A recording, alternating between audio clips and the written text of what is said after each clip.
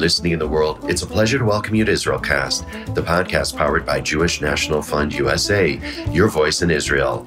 I'm Steven Shalowitz, and speaking of Israel, I'm coming to you from Israel, from Jerusalem to be specific, and the offices of TPS, Israel's international news agency. And our featured guest on this episode is Amotz Eyal, TPS's founder and CEO. Amotz was a guest on the program a number of episodes ago, so you can definitely check out that episode. And we will be discussing what's been going on with TPS and the war and Amotz's involvement in both in our conversation, which begins in just a sec. But before we begin that, I just want to remind you that for over 120 years, Jewish National Fund USA has indeed been the premier philanthropic movement for the land and people of Israel. While best known for planting trees in Israel, JNF USA contributes to Israeli life in so many ways, including community development in the Negev and the Galilee, preservation of heritage sites, supporting people with disabilities, and connecting high school and college students to Israel. To learn more and to see how you can contribute, do visit jnf.org. Once again, jnf.org. All right, it is an absolute honor and pleasure to welcome back Amotz Eyal to the program. As I mentioned at the top, he is indeed the founder and CEO of TPS, Israel's international news agency. Amotz, welcome to the program.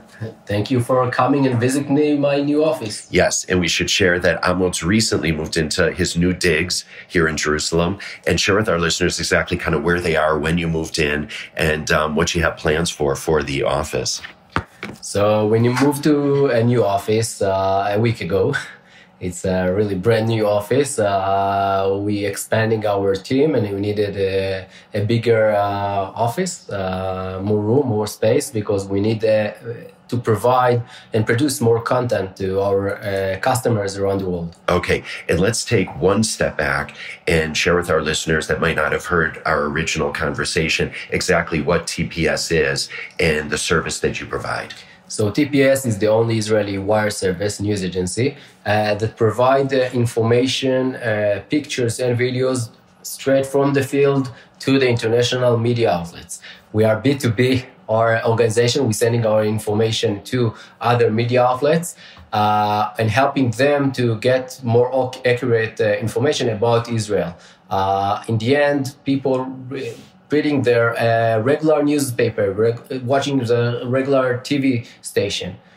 And my question is what you will get in your TV, in your news outlet. And our work is to bring your editor, the editor of your local TV, your international TV, our news from Israel. And talk about the scope in terms of where you're providing your information to, where you're providing the news and the photos to. So today we have agreements, cooperation agreements and working agreements with more than 120 media outlets. 30 of them is our national news agencies that they are in charge to provide the news to all the country. In different countries around the world that maybe people not aware how important they are to Israel, including Azerbaijan, including India, Bulgaria, all the countries in Latin America we have agreement with. We have Romania, Spain, and many more countries.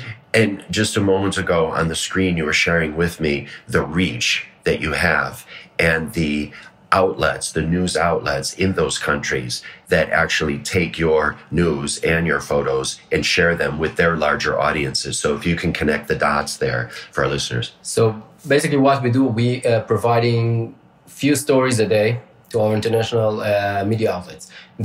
Each story that we're providing are multiplied by thousands of reprint in the local media.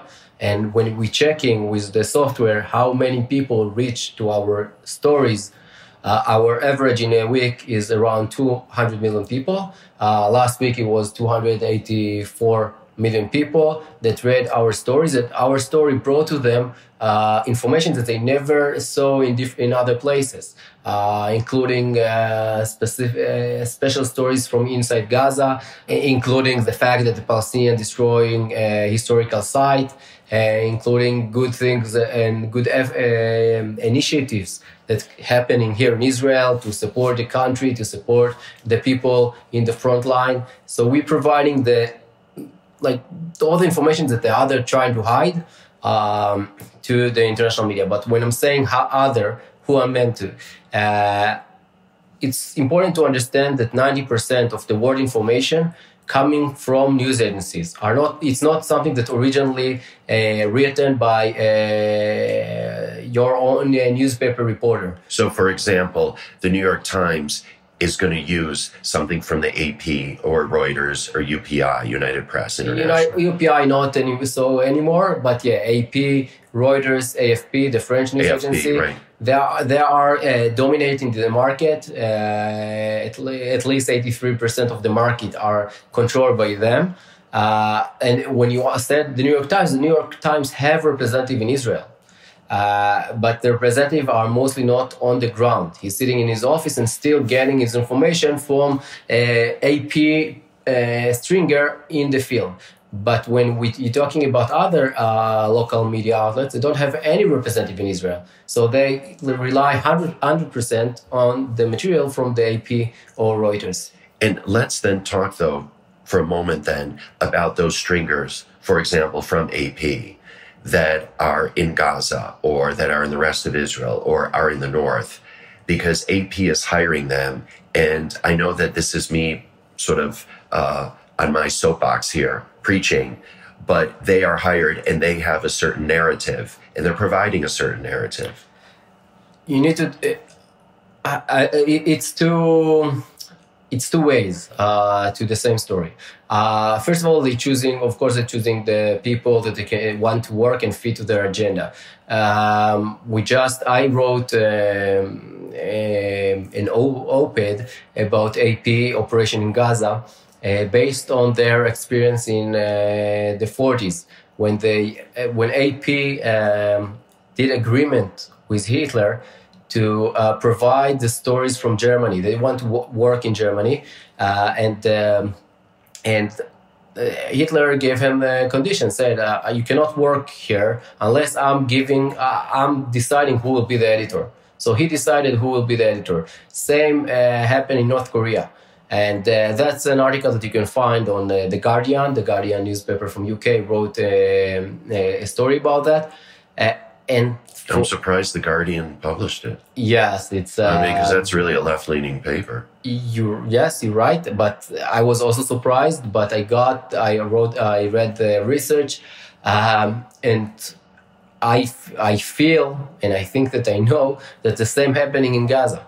Like, they need to operate freely in Gaza. So who they can send them? Who can be providing the material? Just people that are in contact with Hamas. Otherwise, they cannot go freely in Gaza. That's one side of the story. The other side is what happened in the beginning of the war. That AP gave an order to all their employees not to use terrorists, not to use the word terrorists for Hamas. So it's editing a decision, and also the people on the ground that bring one kind of information in the end to half of the world population. AP read every day by half of the world population. This is the numbers. So when we're talking about, in my lecture, I'm asking, what is the biggest or like the strongest media outlet in the world? And people tell me CNN, New York Times, doesn't matter what name. They don't understand that behind them is working a giant media mogul. I don't know how is it. We say apparatus. Apparatus. Okay, they providing the stories to all the names that I mentioned before. Yeah. And it's need to be known. Now, when we're talking about, I know that one of the issue that really hurt people or like really tough to people is how the world sees Israel.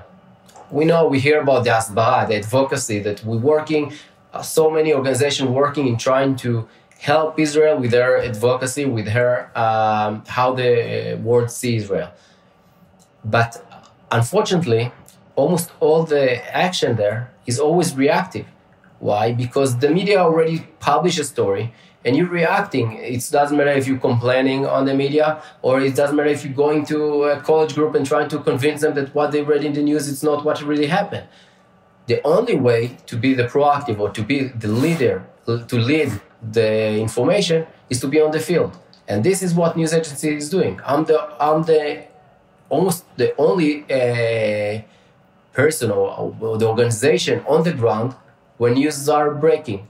So we are in the place that we can be the first one that's providing the information, not just to I'd say 10 million people that want to get the information about Israel from Israeli source, to billions of people that's reading their own newspapers because their editors want to get the first information and they're using our information. In our last conversation, you talked about some success stories that you had in terms of being the first to get the article published in various newspapers around the world. I think Spain was an example for one of them. So I want to direct our listeners to our first conversation for more on that. One of the things that we've talked about here on the show, and I want to pick up on the thread that you just mentioned a moment ago, is this notion of news organizations and their relations with Hamas. Because again, I want you to explain it, because I don't think people fully understand that when journalists go in there and photographers go in there, that Hamas is controlling what they can say and what they can't say, what they can shoot, what they can't shoot, and what they can photograph and so on. So if you can elaborate. I think we have two layers to this problem. One is what you mentioned, that Hamas is really controlling and can threat on journalists not to take pictures or not to cover a few things. And the other layer is when journalists just afraid to do it because they think what Hamas will do. Also, if they didn't give them a clear order. For example, in 2012, if I'm not mistaken, I don't remember if it was 12 or 14, a team of Indian TV film Hamas shooting from civilian area. And they didn't publish this video just 2 months after the war stopped, when they left the Gaza Strip, because they was afraid to run this video. They knew that they will not get any access after that to the film. So this is one kind of censorship, self-censorship. And then you have the Hamas censorship, that they're working really hard to make sure that, not so long ago, I think it was 2 years ago, Israel bombed a building in Gaza that AP said it was our own building and complained against Israel. Yes, but it was also a headquarters of Hamas there. And they worked together, like they were in the same building. And they didn't know about the operation. Why didn't cover? Again, they have strong relationship between journalists inside Gaza and Hamas operative. How many people are working now for TPS? So TPS is an NGO, not-for-profit. That our goal in the end is to share the truth with the world.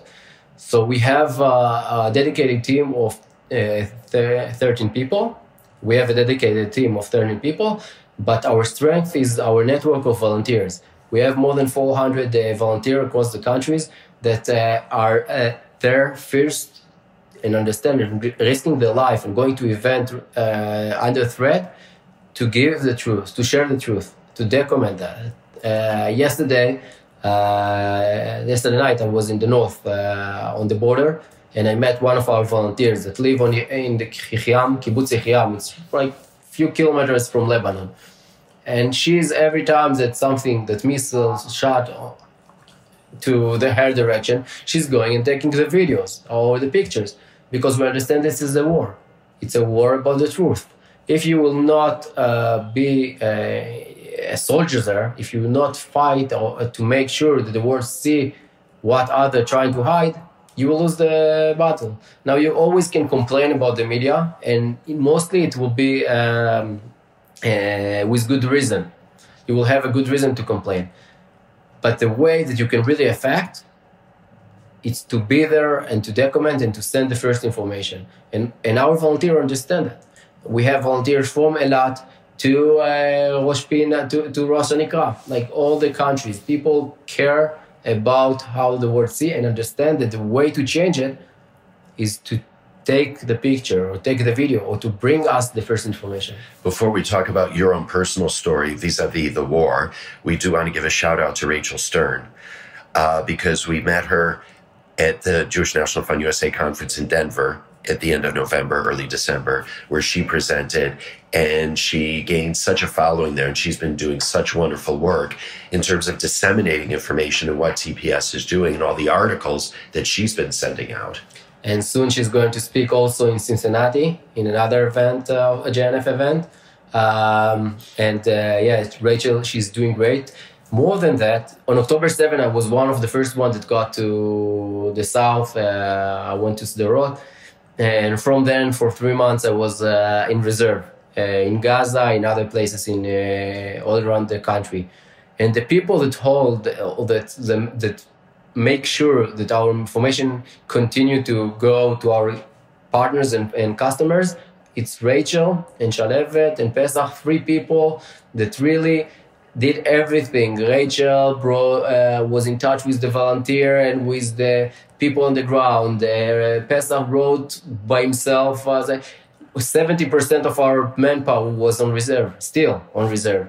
So Rachel, she doesn't just represent us nicely and greatly in the US. She also made sure that our operation continued to run. And the woman doesn't sleep. No, not at all. I don't know how she does it. All right. So you just alluded to it. I want to talk about what you've been doing since October 7th. So if we can kind of go back to that day and where you were, and your story is one where you have really 2 worlds that collide, is a reservist and what a reservist sees and does, and is a newsman and what a newsman's job is to get the news out about what's going on. And so if you can take us back first to October 7th. October 7th, I was in my house, in my home in Jerusalem. I woke up early in 6:30, no, it was 7, from a phone call from one of my employees that said, we have a big event in the south. I think maybe someone was kidnapped. And we don't have anyone there to take pictures. It was Simchat Torah. A lot of our photographer wasn't available because of that, or they keep Shabbat. So I said, okay, I'm taking my motorcycle and going to the south. I'm going to take the pictures because I don't have no one else. When I arrived to Zikim, I found a checkpoint that said you cannot cross here with your motorcycle, and I started to understand to see what happens. I'm starting to see cars coming with injured people, with bodies. I try to help them to go to the ambulances, and when I figure out what happened, I said, okay, I have really important job as a news director or news person. But now I have more important job, and I recruit myself to the army as a reservist, and I enter by foot. I just started to walk to Sderot. You just left your bicycle, your motorcycle there. When I came back 4 days after, my motorcycle was on the side of the road. Someone threw it. It's I never imagined that I'm going and I'm not going to be back home. To Zikim, not to home. Home I didn't came back for a long time, but to Zikim, that's right next to Sderot.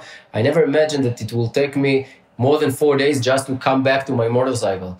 But so I left it there. Unfortunately, he was the first one that injured from both of us was the motorbike.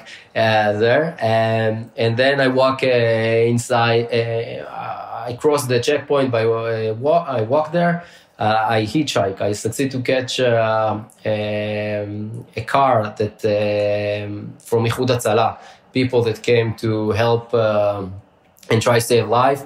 They took me to the entrance to Sderot, and from then I have to say, a lot of the 2 days, these 2 days, I don't remember everything. But you went to Sderot when there were terrorists that were still there. I was. Did you know that there were terrorists still around? Of course. I came with my gun, my handgun. You came with your handgun to begin with. Yeah. I came. Which we should share with our listeners. I don't want to have any misstep here because Amotz is packing his handgun as we speak. Yeah, no, I'm the deputy commander of a special unit in Israel, and I'm carrying my gun most of the time. And I also was on uniform, so I just went inside. My uniform is always in the motorcycle, so I wear my. So you put it on before you went in. Yeah. I put it on, and I walk inside Sderot by myself. All the street was empty. Me and my handgun until I found the first terrorist. We succeed to arrest a few terrorists. To investigate them, to give first information, and then I realized that didn't they attack you or shoot you? I'm not. I don't want to go to details here, but after 3 hours of fighting there, I understood that one of the biggest problem is not just the fighting, is the fact that you don't have chain of command, or you don't have no one that look on the big picture of the fight inside the city. So together with another officer, we went to the situation room of Sderot, and we started to run to manage or to command on the fight inside Sderot for the next 2 days. On Sunday, I moved with my unit to one of the kibbutzim, Be'eri, and we started to do our regular job there. We are units that specialize in tracking, in finding terrorists. So we started to find the terrorists that's still in the field. That's there. They were still in Israel. They're still in Israel on Sunday. We did it for few days, and then we started to change a bit our mission, and our main mission was to find the bodies of the people, our people that was left on the field. In the last period of time, we focusing about different finding. We're still searching in the field, but we're trying to find more the terrorists, the tunnels, things like that in Gaza and in other places. So that's everything. The fact that I was there first before everyone knew what happens was because my job here in TPS, and it's happening so many times that my team telling me that something happened, and then I'm calling to my unit because I know it from the news side.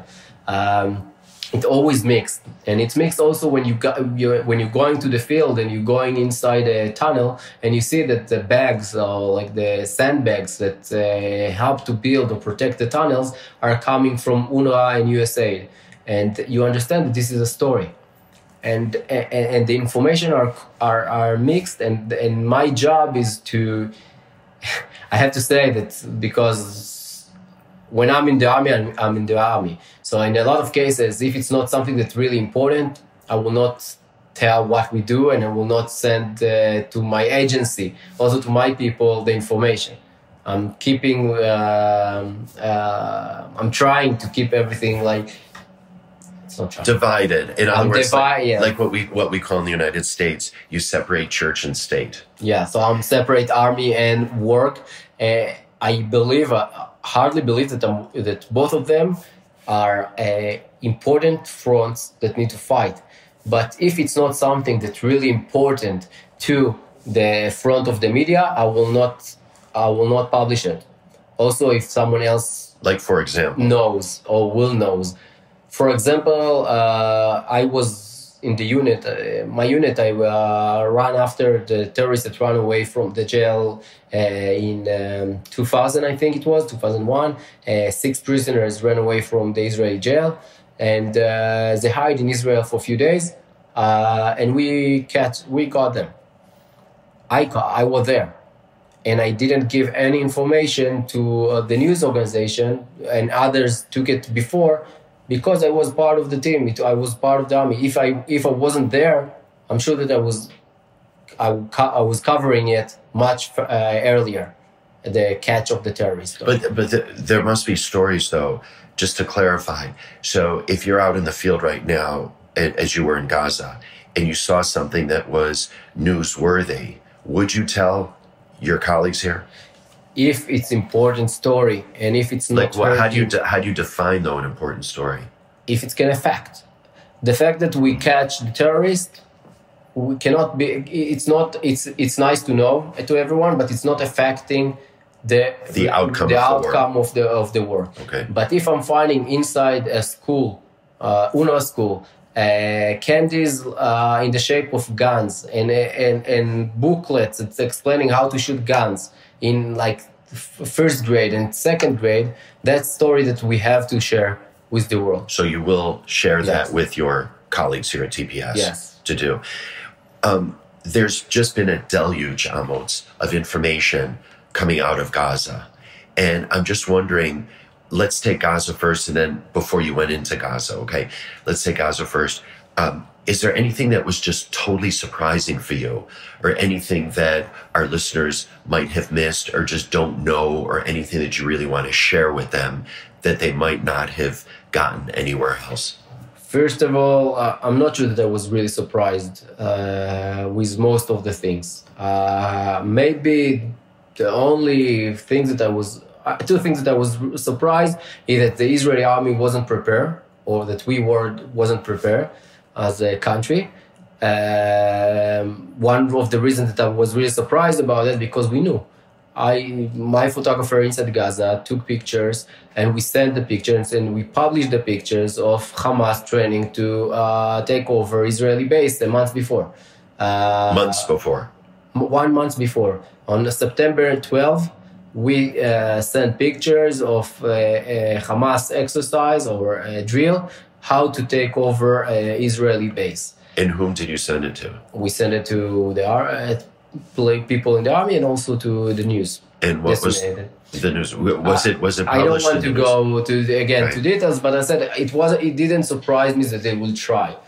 The one thing that really shocked me is the numbers of them doing it simultaneously, and the fact that they plan it with so many people, or they succeed to bring so many people without us to know the date.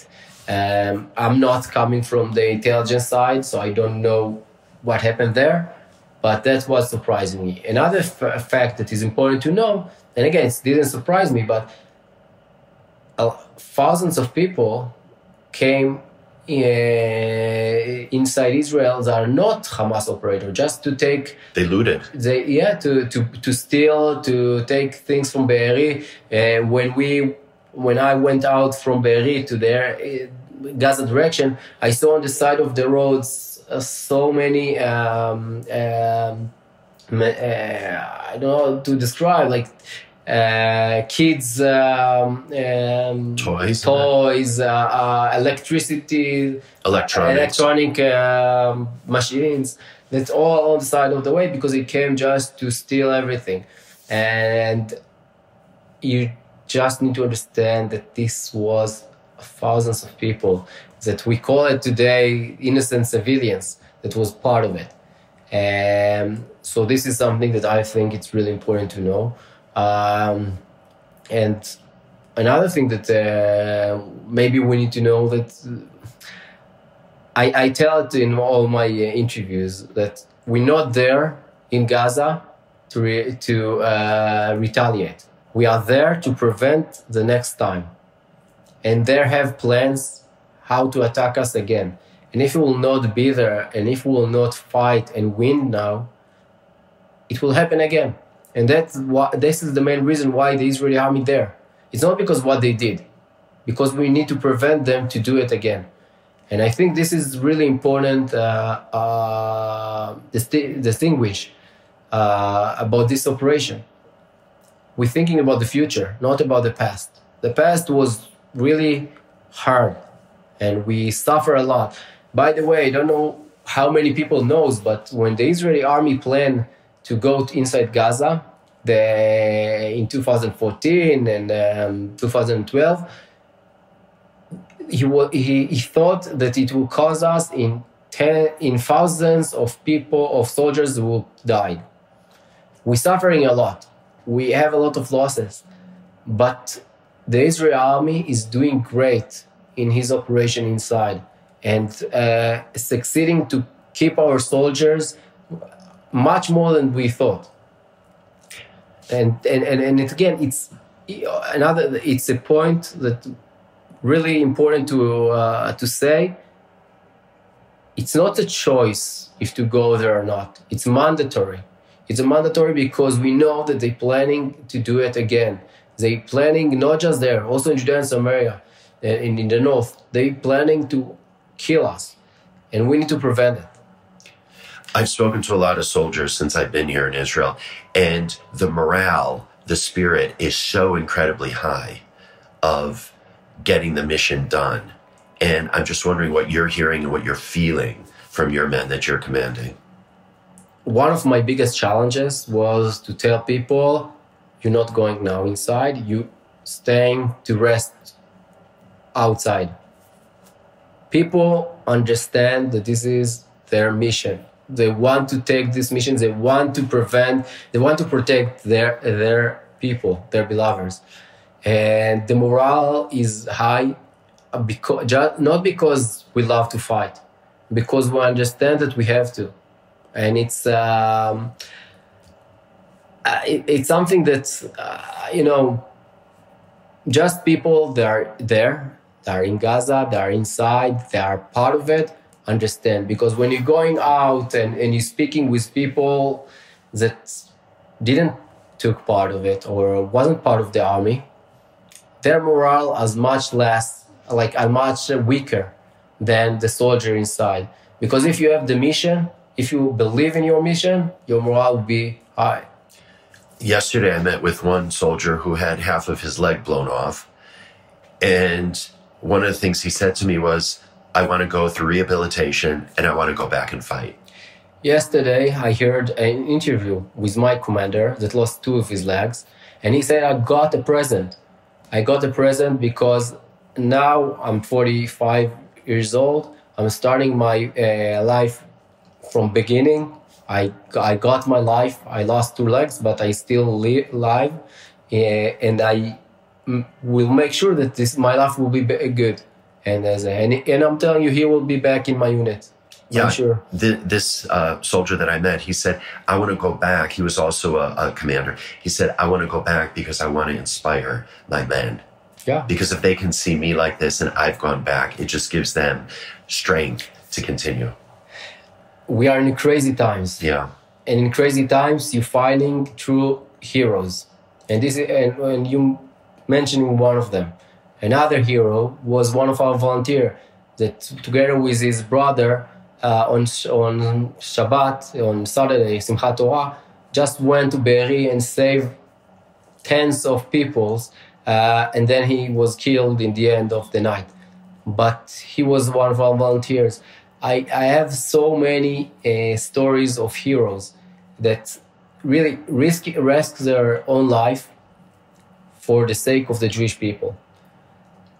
Sorry that I'm going from a kind of strong, moving from Gaza to my other front. But this is also my volunteers. When someone is going to, when missiles are shooting, like when you have a wave of shooting of missiles in the north against his house and he's going to document it, or someone that's going inside Gaza and with the camera to take picture inside the tunnels or inside the schools, he's doing it because he understands also that he's in the front line. And both of the front lines are important. And people that have a mission, they have a morale and they have the ability to make things happen. And that's what I'm lucky to be in 2 fronts. My unit, my people in the unit, in the army, understand the mission and they have the morale. And also our volunteer in the news agency. They are not there just to write stories. They are there because they understand that they're fighting for the truth. It's something larger. They're documenting something so it can change people's minds and provide them with the truth. And interestingly, just as an aside, I was made aware that the group within the Ministry of Foreign Affairs that deals with global anti-Semitism said that they don't have any money now to combat global anti-Semitism. And when I think about the work that you're doing, because anti-Semitism, anti-Israeli, it's all tied in together. It's really one at this point. And when I'm thinking about the work that you're doing, you're really helping to combat, you're fulfilling a need. You're right. Look, it's not just filling the needs. We are leading the most of the anti-Semitic events, their roots today. Of course, you have the ones that are hating every Jew because the mother throughout history. Yeah. But the majority of today, they doing their action. They are hate Jews. Why? Because they're getting wrong information. Yeah. Because they read that Israel bombed a hospital and killed 200 people. But when we are there, and we are there first, and we're giving the truth, it was Islamic Jihad missile that killed this... the people at Shifa Hospital. It was in the hospital. This is what the people will read. This is how they will, what they will understand. And if you will... Again, it's going back to our core of action. If we are the first one with the news, we're succeeding to give the truth. And the anti-Semitism, the way it works based on lies, on propaganda, on Palestinian Bollywood, and the only way to win against that is to lead. This is the news agencies. This is why my people, my volunteers, risking their life. We are there not for us. Okay, in Israel, again, like I said, I have the Israeli army, but we are there for the Jewish people all around the world to take down the numbers of the anti-Semitism event, or to help also to the Israeli economy to grow with the good stories about the Israeli economy. It's not just about terrorists and Israeli Palestinians. It's also about what happened here. What is the amazing things that happen in Israel all the day. And with these stories, we have a lot of cooperation with JNF. When we covered amazing work that they're doing in Arava Institute, bringing students from Azerbaijan and other countries to teach them about agriculture. And our story was published in all the news outlets in Azerbaijan. People in Azerbaijan see how Israel helping to their country. That's what helping to build the relationship. So when people asking me, okay, what you trying to do? It's two things. We trying to prevent anti-Semitism and anti-Israeli propaganda. And we are we are building relationship between countries. Now, I mentioned before that we have partnership with countries, with national news agencies. You need to understand that is like the national news agencies are in the level of the government, or they are the strongest media outlet in each country. When I went to sign agreement in Bulgaria, of course, the ambassador are there. Or when I'm going to Kazakhstan, the vice president are sending his regards to our cooperation. It's building relationship between countries, between people. And this is the two main things that we do. Preventing the bad and building the good. Right. It's a two-front war, if you will. The two-front process. And then just a bunch of other questions real briefly. And then I know you have not only your soldiers to look after, but you have TPS to look after. So we thank you so much for your time. So I walked into your office and you got on your computer, you got on the screen, and you were showing me that you are still, even while you're here, you're still commanding forces in Gaza and also up north. And also in Judea and Samaria. Can you share that with our listeners, like what you're doing now? Because again, you're not only running TPS, and even though you're a reservist, but you've still got that responsibility to your men. After 3 months, I understood that I have to be back a bit in TPS to help with this front, but I still in reserve, and I still need to make sure that we're finding the tunnels and we're finding what we need to find in different places. So between operations, I'm coming to the office, and I will go back to the operation in 2 days for few operation, and we'll come in back. Gaza. In different places. Okay, we'll leave it at that on that one. Okay, how do you stay sane while you're in a war zone?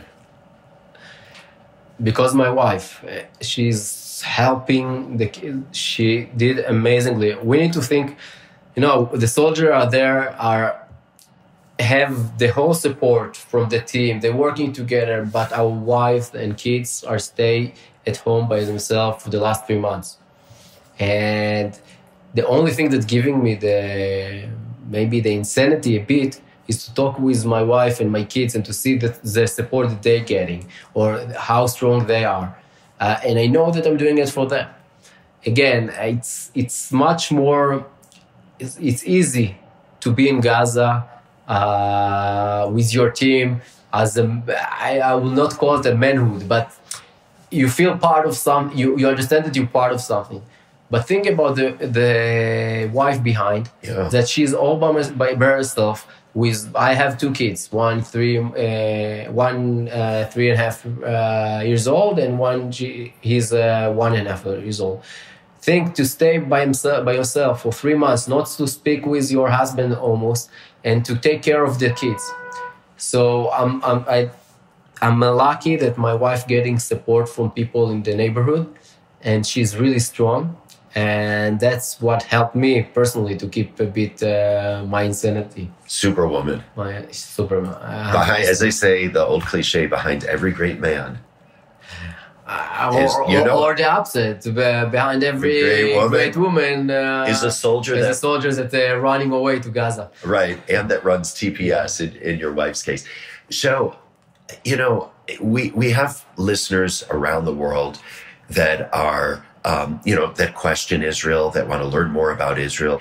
And we also have our listeners around the world that are very active and engaged with Israel and that want to do as much as they can for Israel. So you as a communications guy, what would you advise them that they can do just on a daily basis to help spread the word about Israel, to help spread what's going on here? So first of all, I'm asking for people, check your sources, not your newspaper, who wrote or who behind the story on your newspaper. Check it and then flag it if you need it. Tell the people to put attention to that. We open a WhatsApp group that we're trying to share the stories with people that interested in, and people can maybe try and connect with us, and we'll try to put them or to add them to the group. But we need to keep informed, and we need everyone in the world that care about Israel to understand this is a battle. This is a battle, and it's not easy. You see a story and you feel about the story. You feel about you think that you know what happened in Israel. Question it. Always question the stories and find your own sources. Look, our goal or our strategy goal is that in 2 years, 3 years, we will reach to 1 billion people every week. We will reach it. We need more support. We need more stuff. But with the manpower, with the enough manpower, 24 people that need to work here, we can change the reality in the media. I know it because we are almost there. We have just last week, I spoke with another news agency that wants to get our story in another country, one of the biggest one. We got questions from or requests from Portugal, another news agency. We signed with Czech Republic months ago, another news agency. We really can get there. We really can change the reality, but we need support for that. Like I said, it's not industry that you can earn money for it anymore, the news. That's why you are NGO. And we are NGO because our goal is not the money. Our goal is to share the truth. And when people will help us to do it, we'll reach our goals. So, final thing before we wrap, for those that didn't listen to our original conversation, I absolutely love your backstory on how this whole thing started, because you were a pizza delivery guy. And I want you to share that story just real briefly, because to me, it really shows how one person, it's very cliche to say one person can make a difference. But in your case, it is really, really true how one guy has built all of this. Yeah, when I finished my army service and after I work a bit in security, and I understand this is my fight or my war. And I was a pizza delivery guy